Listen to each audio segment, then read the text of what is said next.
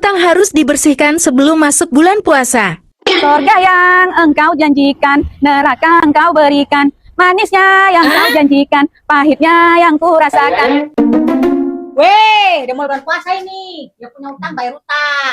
Maksud kau apa ya nih? Nyindir kami? Ih, kalau merasa punya utang, ya dibayar utangnya. Emang utang aku berapa? Kau pikir aku nggak sanggup bayarnya?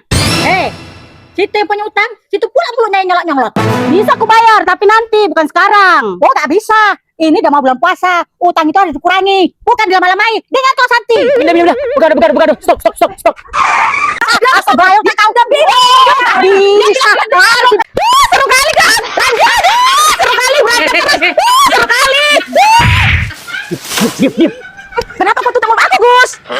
Kemarin punya utang sama Bu Yani. Kau bising kali nanti ketahuan. Kau lagi, Gus. Bayar utang kau, Gus. Ini udah mau bulan puasa. Jangan utang-utang. Gak boleh utang-utang. Pada kabur kemana? Utangnya cepat, bayarnya lama.